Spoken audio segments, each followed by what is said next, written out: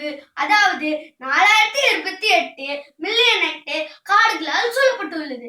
இதில் 75 million hectare இந்தியாவில் உள்ளது. காடுகளில் பல வகை உண்டு. மேய்ச்சல் காடுகள், சதுப்பு நில காடுகள், இலை உதிர் காடுகள், ஊசி இலை காடுகள்.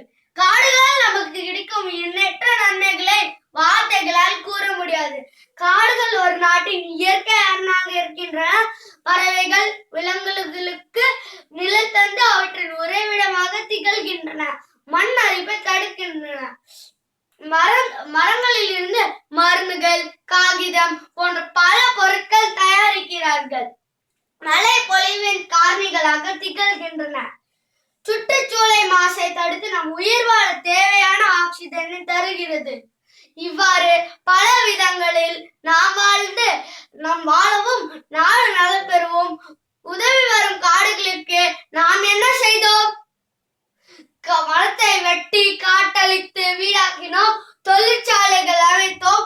அடிக்கடி சுனாமியை கண்டோம். நாம் பருவ காலத்தையே மாற்றினோம்.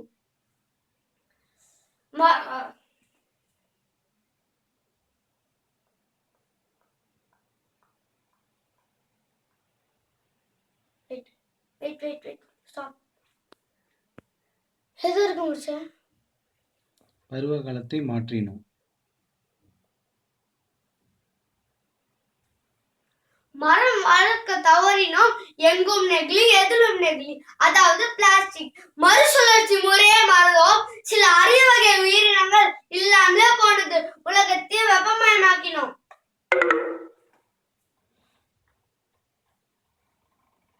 சென்ற நூற்றாண்டின் புவியின் வெப்பநிலை விட இந்த நூற்றாண்டின் புவியின் வெப்பநிலை கூடி இருக்கிறது. நம் நாட்டின் காற்றின் விழுக்காடு 25 17 குறைந்திருக்கிறது. இவ்வாறு தொடர்ந்து நடைபெற்றால் ஒரு நாள் நம் வாழ்வே இல்லாமல் போகும். உலகத்தில் உள்ள காடுகளுக்கு நீ செய்யும் யாவும் உனக்கும் மற்றவர்க்கும் நீ செய்வதன் பிரதிபலிப்பே என்று மகாத்மா காந்தி கூறுகிறார். எந்த ஒரு நல்ல செயலும் என்றாலும் வீட்டில் இருந்துதான் தொடங்க வேண்டும். என் முதல் பிறந்த நாள் என்று என் வீட்டின் முன்புறம் 2 பொங்கை மரத்தை நட்டோம். அது இப்பொழுது என்னை விட 3 மடங்கு உயரத்தில் இருக்கிறது. அதை பார்க்கும் பொழுது எனக்கு எவ்வளவு சந்தோஷமாக இருக்கிறது தெரியுமா?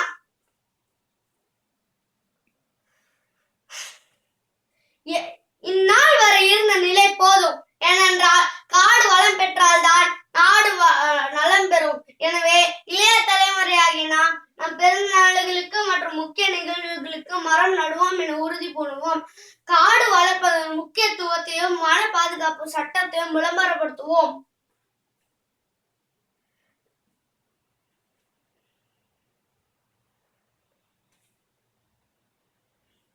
ஒரு மரத்தை வெட்டினால்தான் பதிலுக்கு 4 மரம் நட வேண்டும்.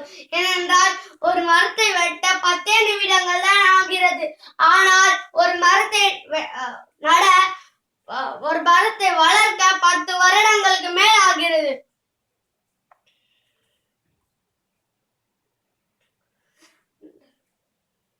நெகிழி என்ற அரக்கனை ஒழிப்போம்.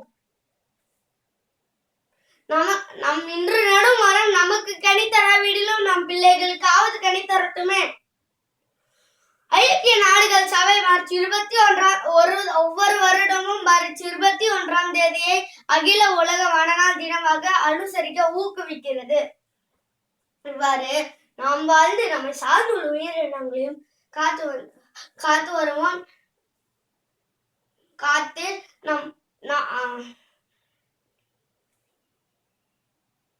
நான் தாய் மண்ணை காப்போம் என உறுதி பூணுவோம். இவ்வாறு நடைபெற்றால் புத்த புது பூமி வேண்டும், நிட்டாறு வானம் வேண்டும், தங்க மழை பெய்ய வேண்டும், தமிழில் குயில் பாட வேண்டும் என்ற கவிஞனின் கற்பனை நிஜமாகும். நான் இங்கு சொல்லியிருக்கும் கருத்துக்களோ சுருக்கம். என் பேச்சின் மீது ஏற்பட்டதா உங்களுக்கு சின்ன மயக்கம்? என் விரல் வருடிய வரிகளுக்கு கேட்கிறேன். நன்றி, வணக்கம்.